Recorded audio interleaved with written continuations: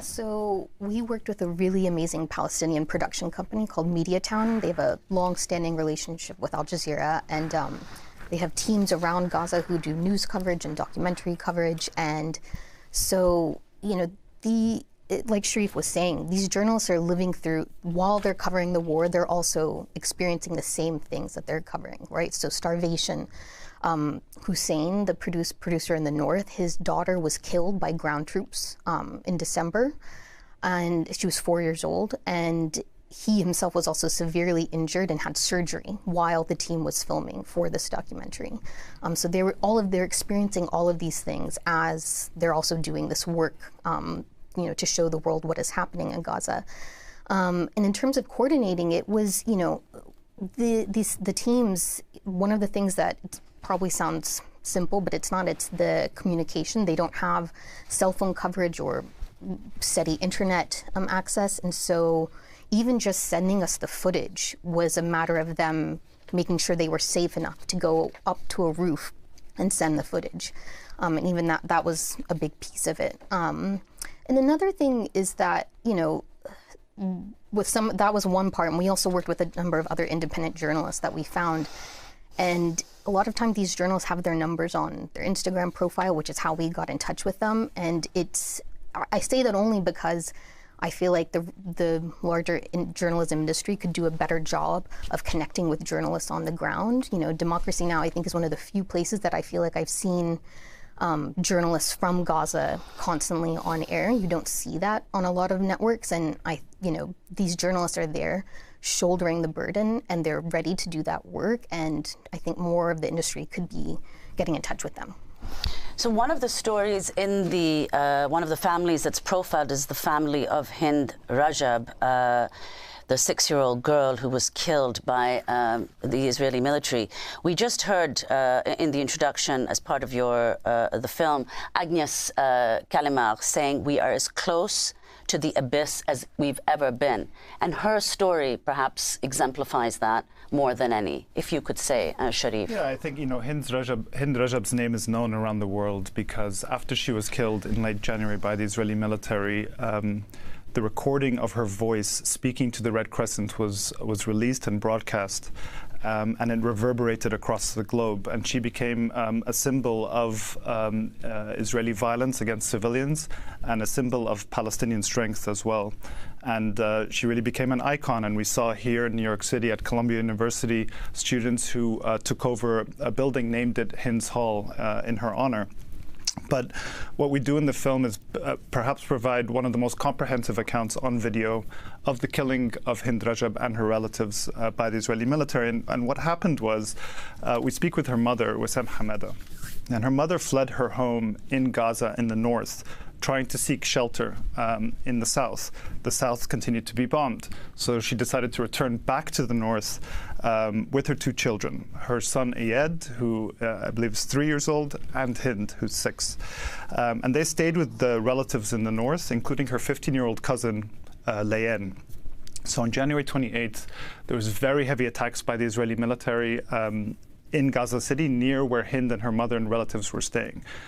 She describes that the family was trying to huddle in the center of the apartment because the fire was reaching on the outside. So the next morning, they decide they have to leave to find safety. Wissam's uncle, Bashar, takes his daughter, Layen, who's 15, Hind, and gets in a car and says, "We're going to drive to another town to find shelter. I'm going to come back to get Hind's mother and Iyad, her brother, and we'll go." As soon as they leave, they're fired on by the Israeli military. Hind's mother actually sees this. It's only a couple of blocks away. She can't get to them. There's firing in the area. She somehow manages to flee on foot. As soon as they find shelter, she calls the Palestinian Red Crescent in Ramallah to try and get someone to rescue and find out what happened. So first she tries to call her uncle Bashar. Calls, no one answers. Who picks up? Layen, the 15-year-old cousin of Hind. She describes to Hind's mother that everyone in the car has been killed, except for her and Hind. Both her and Hind are bleeding. She says, "We've been injured."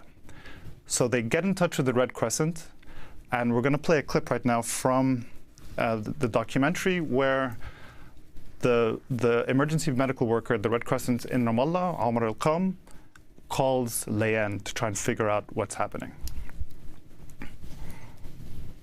Eventually, relatives were able to reach the Red Crescent in Ramallah to see if their team in Gaza could send an ambulance. We received an appeal that the car had been targeted in Fares gas station in Gaza City. When Omar called, it was Layan who picked up. Hello, dear. They are shooting at us. Hello. They are shooting at us. The tank is next to me. Are you hiding? Yes, in the car. The tank is next to us. Are you inside the car?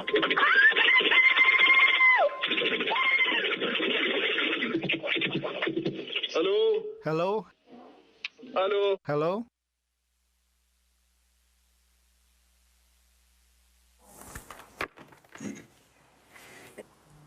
A girl dies while she's on the phone with you. I disassociated. I reached a stage where I was just mentally cut off. I'm trained for situations like this, but when it involves a child, your emotions get all mixed up.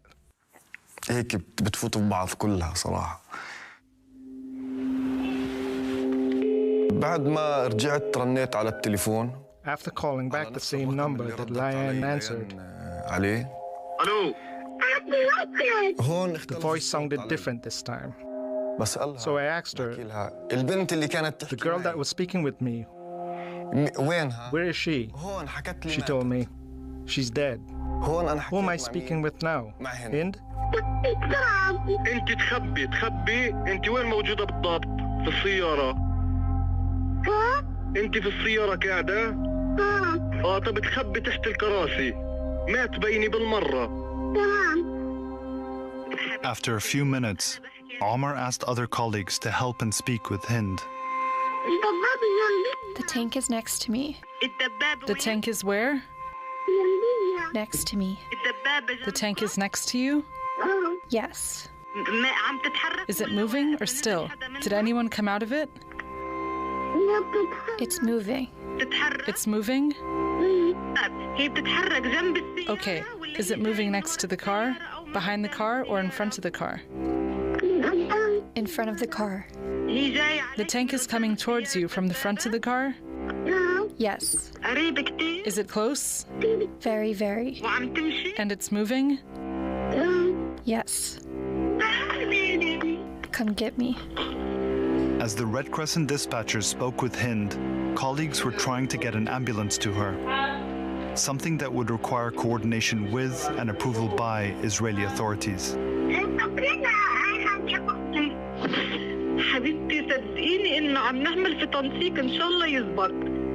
Usually ambulances in the whole world, once they got the call, they directly dispatch the ambulances and send to save people's life. Unfortunately, this is not the case in Gaza. Come get me. Any area that there is Israeli occupation forces, Israel considered as it is a military zone. That means even if there is wounded people, people who are killed and need to be evacuated, we are completely denied access to these areas. And if any ambulance try to reach, it will be targeted. That's why, in order to be able to save Hind, we had to coordinate our safe access. That last voice was Nabal Farsakh, the spokesperson for Palestinian Red Crescent, explaining how emergency medical teams in Gaza need to get clearance from Israeli authorities before going in to rescue Hind. They do get that clearance. Let's turn back to the documentary to see what happened next. Finally, nearly 3 hours after requesting clearance, the Red Crescent says Israeli officials gave the approval for the ambulance to go to the scene and provided this map with an approved route. We had to wait almost 3 hours until the green light was given. So they sent a map with a route, which means it identifies exactly which route the ambulance should take. And once we received the green light, the ambulance was dispatched. هو أحلى خبر في الدنيا من عمو عمر. هند هنود هاي دقيقة واحدة بتكون السيارة عندك بس بتمشي شوي شوي. محطة فارس وين وصلت؟ The two paramedics who started driving to the scene were Ahmed al-Madhoun and Yusuf Zeno. By the time they left, the sun had set. Can you see the car? I can't see a thing here. Do you have your siren and flashing lights on? Just the lights, not the siren. Oh, there it is. The connection to the ambulance was lost right after that loud noise.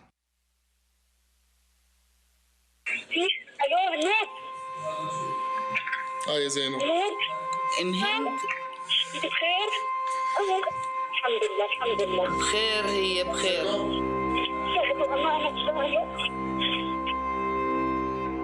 They had to ask her, did you hear a bomb now? Did you hear anything around you? And she said, yes, I heard it. Her yes means our colleagues who went to rescue her had died. The night won't end. That's an excerpt of Sharif before we go to break. And so what happened to everyone? Well, they kept talking to Hind on the phone. That call lasted almost 3 hours. And at some point, night comes on. Hind's voice gets fainter and fainter. We have to remember she's injured, she's bleeding, and then her voice disappears. And it's basically 12 days before the Israeli forces withdraw. Civil defense workers can enter that area. They confirm that Hind has been killed along with her entire family, and the two ambulance workers have been killed with a direct hit on the ambulance. Even though Israel had given the permission for them to go in? They gave them permission with a map with an approved route. Sharif Abdel-Quddus, correspondent, and the new Al Jazeera Fault Lines documentary, The Night Won't End, and Kavitha Shakuru, the film's director. Kavitha, you profile three families. Tell us about the